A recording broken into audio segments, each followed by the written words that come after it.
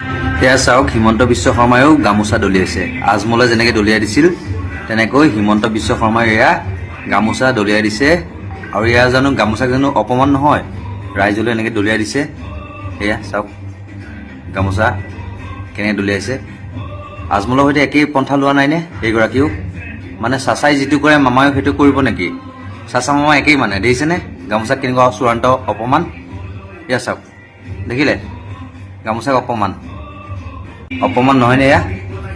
এয়া ইছ যেন ক্ৰিকেটৰ বলহে দলিয়াইছে, দেখিছে? এয়া গামোচাক সন্মান দিছা তোমালোকে। এনেকৈ ৰাইজৰ আশীৰ্বাদ ল'বা তুমি বাপু। মজা, ভাল থ্ৰ' কৰিছা। এয়া গামোচাক সন্মান দিছা তুমি। ডাঙৰ এটা ভুল কৰি আছিলোঁ চাওকচোন বাৰু। আজি 10 বছৰ দিনে এজন হত্যাকাৰীৰ হাতত, এজন আলফাৰ হাতত অসমখন গতাই থৈছিলোঁ। চাওক, মই ভিডিঅ'টো লগাই দিছোঁ, চাই লওক ভালকে। এনেকুৱা ভুল দ্বিতীয়বাৰ কিন্তু নকৰোঁ। বিশ্ব শৰ্মা পৰিয়ালটো অসমৰ স্থানীয় নাছিল। তেওঁৰ পূৰ্বপুৰুষসকলে শতিকা আগতে উত্তৰ প্ৰদেশৰ কন্নৌজ জিলাৰ পৰা অসমলৈ প্ৰব্ৰজন কৰিছিল। হিমন্ত বিশ্ব শৰ্মা অসমৰ আলফা সংগঠনৰ সৈতে কাম কৰিছিল। আলফাৰ ফুল ফৰ্ম হৈছে United liberation front of Assam, যিয়ে অসমখনক অন্য এখন দেশ বনোৱাৰ বাবে দাবী কৰিছিল। আৰু 1990 চনত ভাৰত চৰকাৰে আলফা সংগঠনক বেন কৰে। 1991 চনত 12 জানুৱাৰী তাৰিখে গুৱাহাটী পাণবজাৰ পুলিচ ষ্টেচনত টাটা কেছত আবদ্ধ হয় ডক্টৰ হিমন্ত বিশ্ব শৰ্মাই।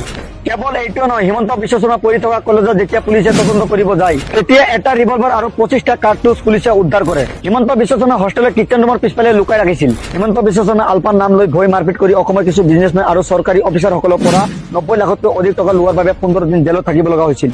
আকৌ 1991 চনৰ ফেব্ৰুৱাৰী মাহত এটা মাৰ্ডাৰ কেছত আবদ্ধ হয় হিমন্ত বিশ্ব শৰ্মাই। পপুলাৰ কংগ্ৰেছ নেতা মানবেন্দ্ৰ শৰ্মাক দিন দুপৰতে হত্যা কৰা হৈছিল। 2016 চনত আলফা সংগঠনে দাবী কৰিছিল যে আলফাৰ মেম্বাৰসকলৰ নাম ব্যৱহাৰ কৰি পলিটিকেল মাৰ্ডাৰ কৰিছিল। যিসকলক মাৰ্ডাৰ কৰা হৈছিল তাৰে মাজত এজন আছিল মানবেন্দ্ৰ শৰ্মা। এতিয়া আপোনালোকে চিন্তা কৰক হিমন্ত বিশ্ব শৰ্মা কিমান ফেৰছ মানুহ। সোনিয়া গান্ধীয়ে বিচাৰিছিল তৰুণ গগৈক আঁতৰাই মুখ্যমন্ত্ৰী বনাব লাগে হিমন্ত বিশ্ব শৰ্মাক, কিন্তু ৰাহুল গান্ধীয়ে কৈছিল মুখ্যমন্ত্ৰী কোনো ডিচাইড মই কৰিম। তেতিয়াৰে পৰা কংগ্ৰেছৰ শত্ৰু হিমন্ত বিশ্ব শৰ্মা। বিজেপিত যোগদান কৰাৰ আগতে PM মোদীৰ বিৰোধিতা কৰিছিল। নৰেন্দ্ৰ মোদীক টাৰ্গেট কৰি হিমন্ত বিশ্ব শৰ্মাই কৈছিল গুজৰাটৰ পানী পাইপেৰে মুছলমানৰ তেজ চলে। এনেকুৱা হিমন্ত বিশ্ব শৰ্মা আছুৰ পৰা পলিটিকেল কেৰিয়াৰ আৰম্ভ কৰিছিল আৰু কংগ্ৰেছৰ খুব বিৰোধ কৰিছিল। যেতিয়া টাটা আৰু মাৰ্ডাৰ কেছত ধৰাত পৰিছে তেতিয়া কংগ্ৰেছত আহি যোগদান কৰে। আকৌ যেতিয়া শাৰদা চিট ফাণ্ড স্কিমত ধৰাত পৰে তেতিয়া পাল্টি মাৰি বিজেপিত যোগদান কৰিছে। কিছুমান ফকতীয়া পলিটিচিয়ানসকলক ক'বলৈ আহিলোঁ, ভিডিঅ'টো যিমান পাৰে শ্বেয়াৰ কৰক। ৰাইজ আপোনালোকে কওক মই ভুল কৈছোঁ নেকি? এই পলিটিচিয়ানসকলে বাৰে বাৰে কি কাৰণে জুবিনদাৰ নামটো টানি আনিছে ইলেকশ্যনৰ সময়ত, মই সেইটো বুজি পোৱা নাই। আৰে জুবিনদাৰ নামটো আপোনালোকে এৰি দিয়ক, জুবিনদাক জুবিনদা হৈ থাকিবলৈ দিয়ক। জুবিনদাৰ কোনো ধৰ্ম নাই, জুবিনদাৰ কোনো কাৰো কাৰণে জাতিৰ কাৰণে ভেদাভেদ নাই। তেওঁ এজন সৰল গায়ক আছিলে, যিজনে আমাৰ গোটেই অসমৰ নামটো উজ্বলাই থৈ গ'ল। আৰু তেনেকুৱা এজন মানুহ এনেও নাহে, কেতিয়াও নাহে। আমি জুবিনদাক এনেকেই সোঁৱৰাই থাকিব লাগিব, তেওঁ গানৰ সুৰেৰে। অকল যিসকল মানে গায়ক গায়িকাই গান গাইছে তেওঁলোকেতো বহুত ভাল কৰিছে। এটলিষ্ট আমাৰ যিজন মৰমৰ জুবিনদাৰ গানবিলাক তেওঁলোকে সোঁৱৰাই আছে, ঠিক আছে। কিন্তু ইলেকশ্যনত পলিটিচিয়ানে মাতি আনি নাম লৈ আনি পেলাই নিয়ম কানুন লগাই পেলাই যে আজি তেওঁলোকক এই জাষ্টিচ দিম বুলি মিছা কথা কৈ লাভ নাই। আইনে আইনৰ কাম কৰিয়ে থাকিব, ঠিক আছে। আৰু কোনো এজন পলিটিচিয়ান গৈ পেলাই নতুনকৈ আহি পেলাই আকৌ তেওঁক এক্সট্ৰাকৈ আইন বনাই মানে তেওঁক জাষ্টিচ দিব নোৱাৰে জবৰদস্তি। যিখন আইনে চলাই আছে, যিখন আইনে কৰি আছে, সেই আইনে জাষ্টিচ দিব বুলি আমি ভাবোঁ। যিহেতু যেতিয়া কোনোবা এজন মানুহে ভুল কৰে, দৰকাৰ হ'লে দেখি আহিছোঁ, দেখাৰ ওপৰতে ভিত্তি কৰি কথাটো ক'লোঁ। যদি সেইজন মিনিষ্টাৰো হয় বা তেখেততকৈ ডাঙৰ কোনোবা গভৰ্ণৰো হয়, তেনেকুৱা ক্ষেত্ৰতো তেওঁ কেতিয়াও মানে বাচি নাযায়। সেইটো আমি দেখি আছোঁ আৰু দেখিয়ে আছোৱে। আজি কিমানখন ৰাজ্যত কোনোবা মন্ত্ৰী বিধায়কলৈকে কিবা যদি ভুল কাম কৰিছে, তেওঁলোকে তেতিয়াহ'লে আজি মানে দণ্ড মানে পাইছে, তেওঁলোকে চাজা পাইছে।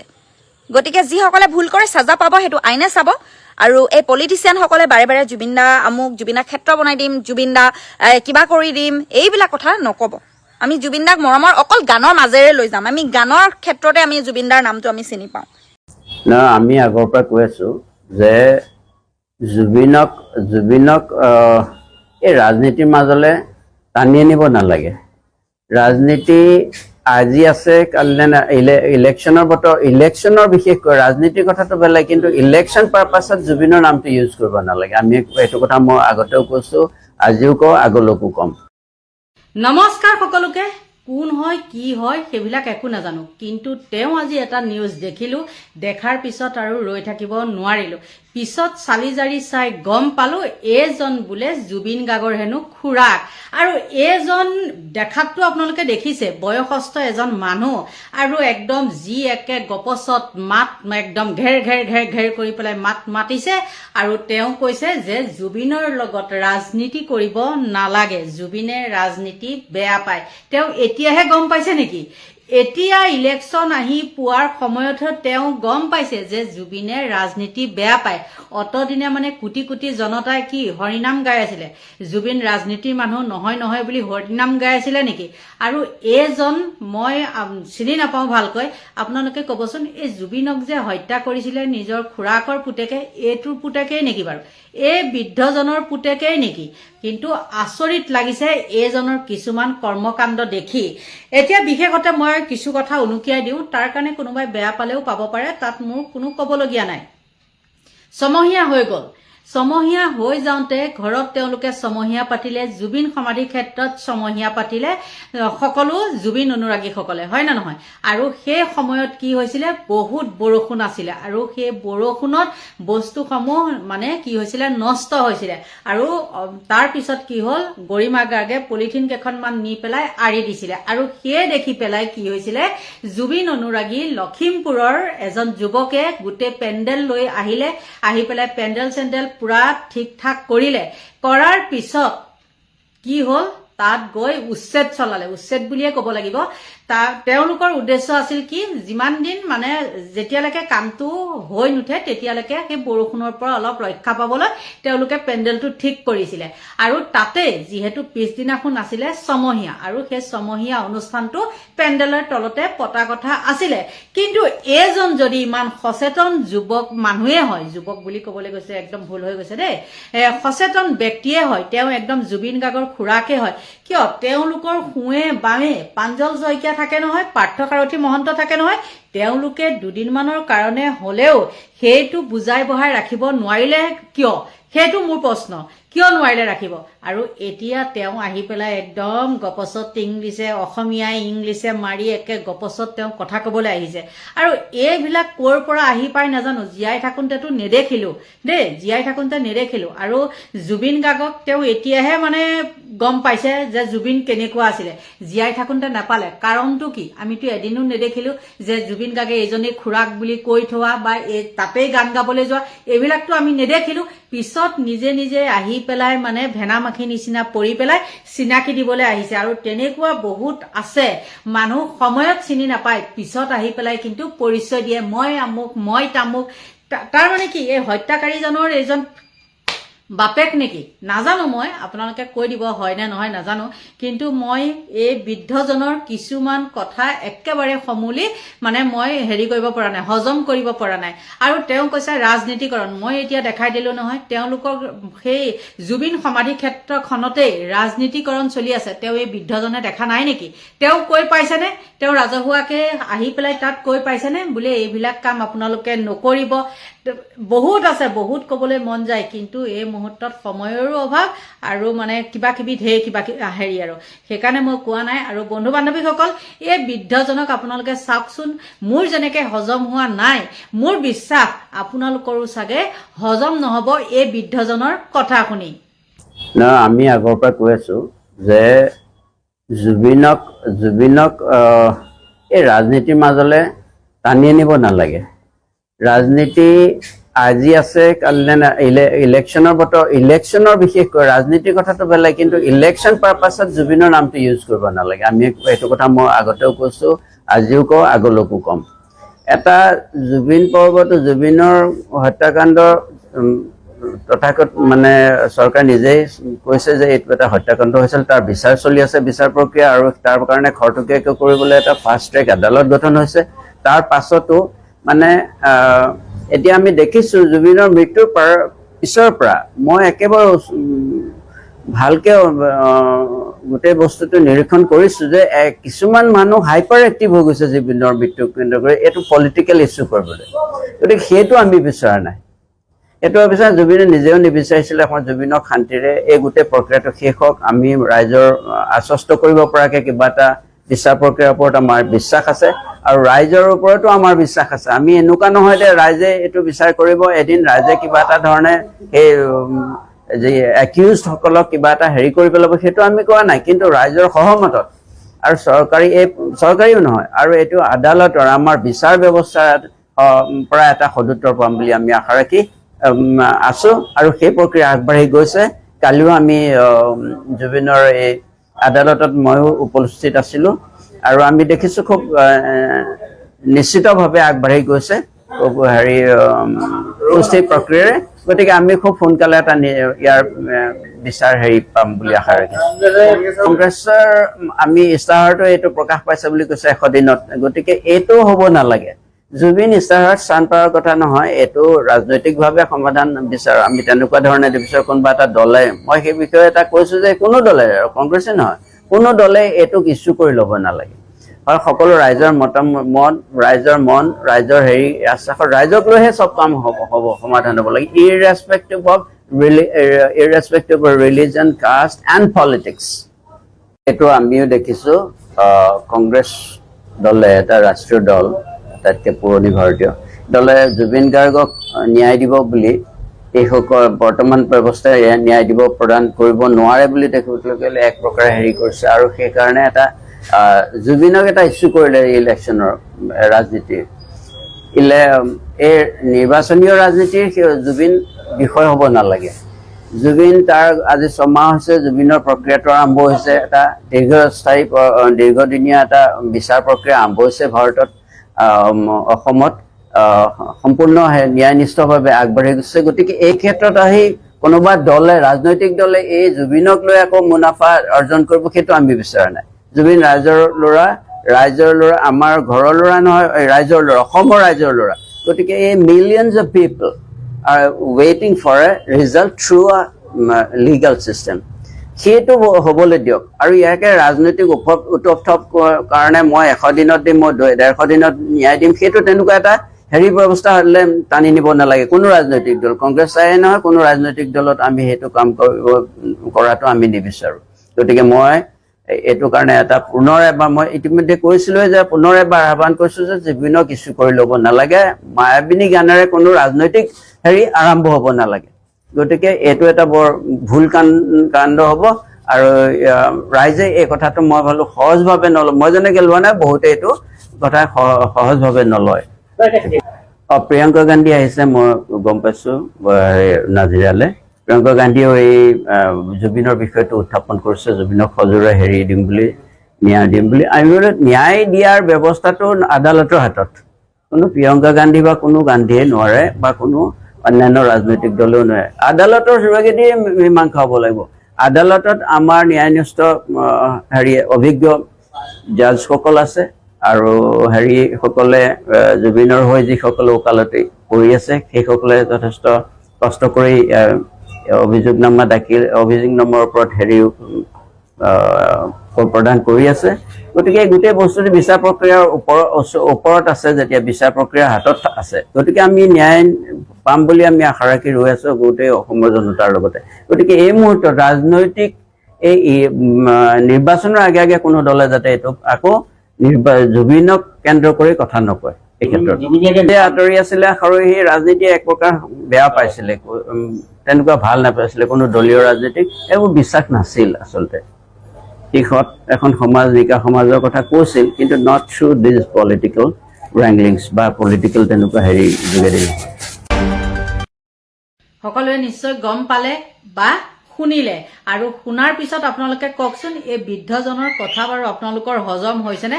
মোৰ কিন্তু সমূলি হজম হোৱা নাই। গতিকে বন্ধু বান্ধৱীসকল, আপোনালোকক সকলোকে ভগৱানে ভালে কুশলে ৰাখক, তাকেই কামনা কৰিছো। আৰু হিমন্ত বিশ্ব শৰ্মা কোন হয়?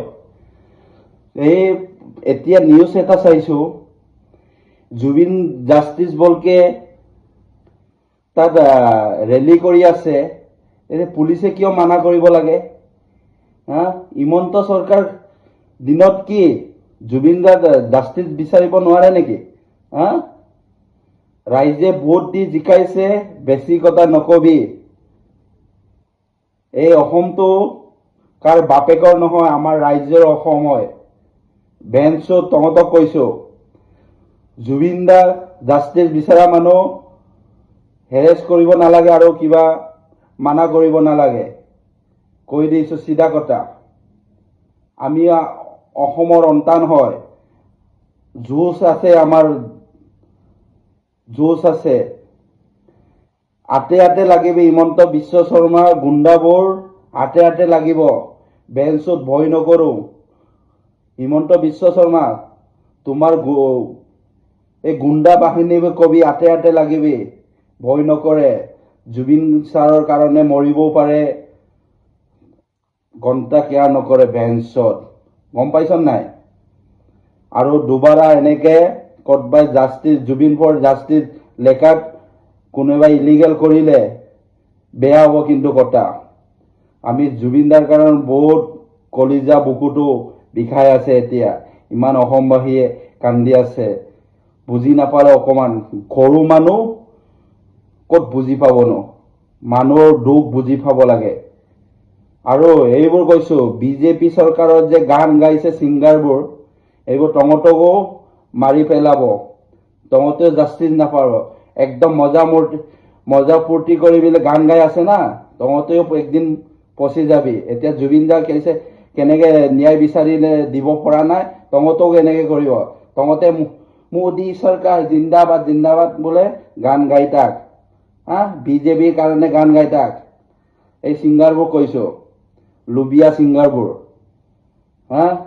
জুবিন ছাৰে এতিয়া দেখিছা নাই ন্যায় পোৱা নাই আকৌ বিজেপিক তাৰিফ কৰিবৰ কাৰণে গান গোৱাবোৰো একদিন তহঁতেও পস্তাব কৈ দিছোঁ খং উঠিলে বেয়া দেই আমি ভালত ভাল বেয়াত বেয়া আমাৰ লগত পাংগা নকৰিব অসম জিন্দাবাদটা জিন্দাবাদে থাকিব ৰাইজে ডাঙৰ আছে হিমন্ত বিশ্ব শৰ্মা ডাঙৰ নহয় আমাৰ ৰাইজে ডাঙৰ হয় ৰাইজে হ'লে চব কুছ হয় MLA মিনিষ্টাৰ একদিন দুই দিনৰ কাৰণে ৰাইজে সমস্যা খেলি থাকিব আপোনালোকেতো গম পাইছে যোৱাকালিৰ পৰা যিখিনি চলি আছিলে সিদ্ধাৰ্থৰ এডভকেটে যিখিনি কথা যোৱাকালি ক'লে আৰু যোৱাকালিৰ পৰা তেখেতৰ শুনানিটো মানে চলি আছে আজিলৈকে তো আজিও তেখেতৰ পাৰ্টটো ৰাখিলে আৰু তেখেতৰ কিছু কথা ক'ব বাকী আছে তো অহাকালি তেখেতে আৰু তেখেতৰ পাৰ্টটো কণ্টিনিউ কৰিব এতিয়ালৈকে কাৰ আপোনাৰ এতিয়ালৈকে শ্যামকানু মহন্তৰ এডভকেটে তেখেতৰ চাৰ্জ ফ্ৰেমিঙৰ যিখিনি ক'বলগীয়া আছে তেখেতে কৈ সেইখিনি খতম কৰিলে আৰু তাৰপিছত সিদ্ধাৰ্থ শৰ্মাৰখিনি আৰম্ভ কৰিছে যোৱাকালি তো এতিয়ালৈকে কণ্টিনিউ